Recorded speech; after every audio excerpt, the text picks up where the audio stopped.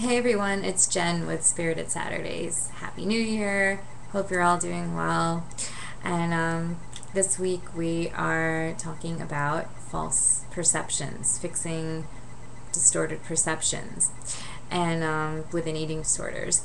And I think that is really fitting to talk about in the new year, because I know that often we make goals that are based on false perceptions, but the goal is to fix the outcome of the false perception, not to fix the perception itself that's creating a need to, do something, become something. Um, that's maybe based on not the most accurate stuff. So, anyway. It becomes frustrating to achieve those goals, especially if we don't have the awareness. It's unlikely that we will make our goal like, oh, I'm going to fix my false perception this year. Instead, it's just like, I want to do this, I want to do that, without realizing that it's coming from kind of like a distorted place. And it will either be very frustrating or next to impossible to follow through on. So anyway, I think a good New Year's resolution would be to work on the actual perception and the actual belief, and kind of allow that to set the stage for great things to come. That's my take. And so, first of all, I think it's important to recognize that the potential to develop these perceptions was there before the eating disorder. The eating disorder just gave them form and also attached a solution to them. So if my perception was already distorted, for example, I was already critical of myself, I already thought in black and white, I already thought I was responsible for all the problems around me, I already focused on the negative. If all those things were already in place, and I already had the potential to feel that way, and I was already feeling that way, or seeing myself that way, then a way to kind of manage those distorted perceptions would be to apply them somewhere destructive, for example, an eating disorder. And so these are all characteristics of an eating disorder anyway, the black and white thinking, the self-criticism. They're all characteristics of an eating disorder, so they really can set the stage for a person to develop an eating disorder if not worked on in their own right, just as issues in their own right. So the eating disorder gives these perceptions form. For example, black and white thinking could be, I'm good if I don't eat, I'm bad if I eat. Self-criticism could be, for example, body checking. Focusing on the negative could be everything you imagine you did wrong that day in terms of food and exercise or whatever, or not doing something, not doing enough of something.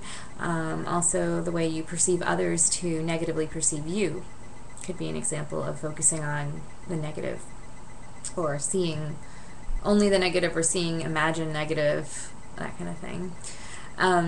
So the eating disorder not only gives these perceptions form, but in terms of behaviors and rituals, but it also attaches a goal and a false sense of relief in a solution.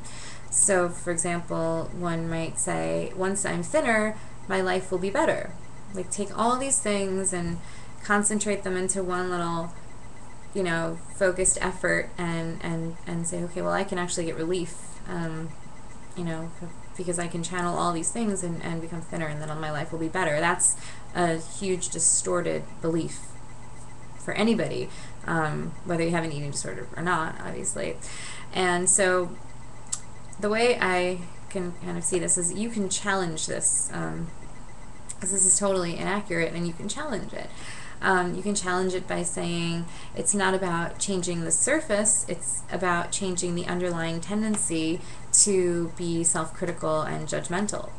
And once you work on that, the actual surface, the actual looks or size, will have less power. It's important to remember there's no power in becoming thinner. There's no power in changing weight alone. I think depending on your particular struggle, becoming thinner could actually take away your power completely and take away your life. So the power comes from healing, and the healing comes from inside. And so to help change perspective, you can try asking yourself, is your life really better because you're thinner, or is it better because you feel you have control?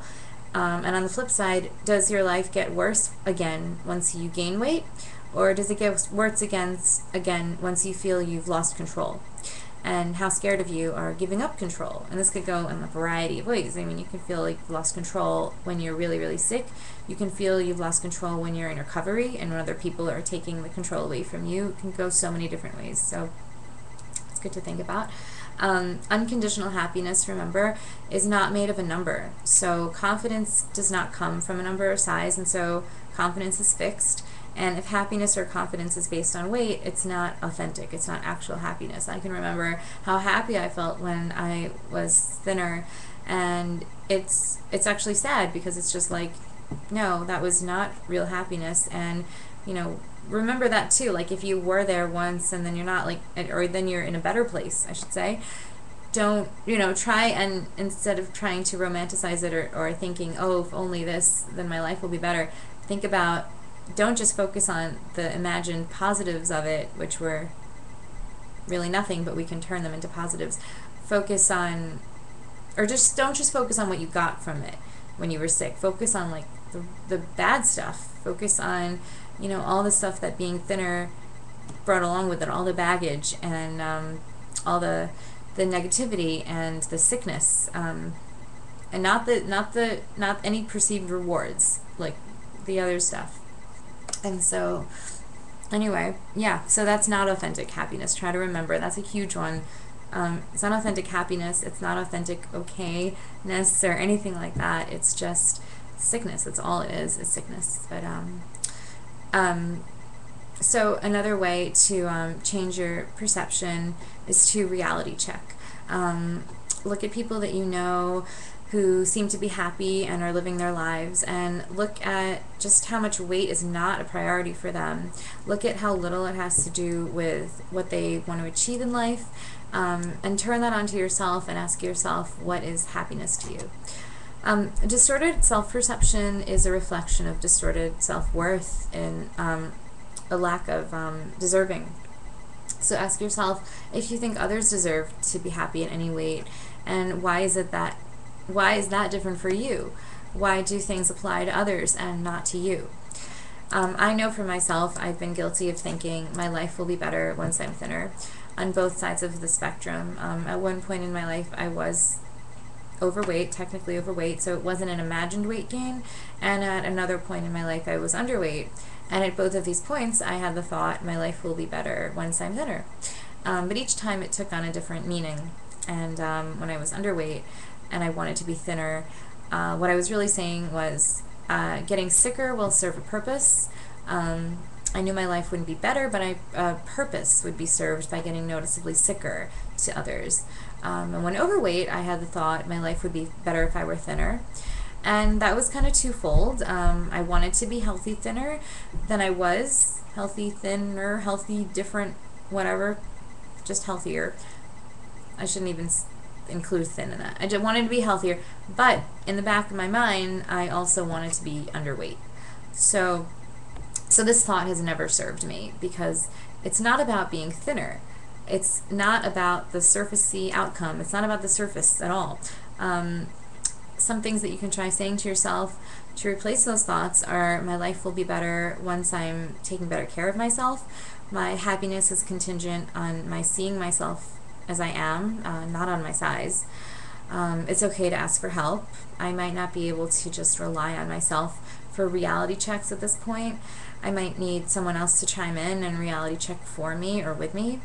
Perception is subjective and it's wired, and we need to rewire it. So I may need an objective person to help me do that. And that's completely okay. And as scary as it can feel, it can ultimately be a relief. Also remember, tell yourself, there's so much gray to explore, so much gray area that makes up my whole self. I'm not an either or subject. In terms of black or white thinking or perception, I'm a whole person with various traits and quirks and qualities, and all of that deserves recognition and actualization.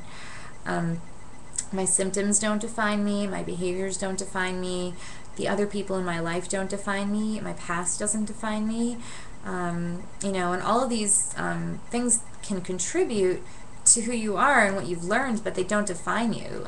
Only you define you, and you know, you get to create yourself and write your story, and you're not bound or defined or pigeonholed by anything or anyone. So there's a lot of freedom in knowing that.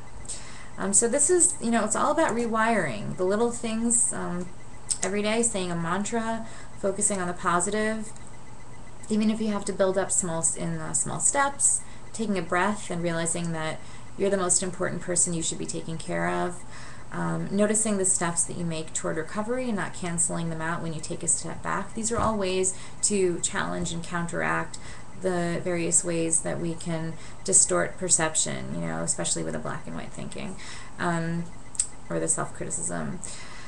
So just remember, you know, so instead of saying, you know, my life will be better when I'm thinner, or I'll be happier when I'm thinner, remember that your life will be better when you are recovered, and you can recover. And by the time you are recovered, the question of, am I good enough yet? Am I thin enough yet? Will be so small, because that's what recovery is. It's not the shrinking of the body, it's the shrinking of the power of that voice in your head. It's the shrinking of the significance of food and weight. It's so not about the body at all.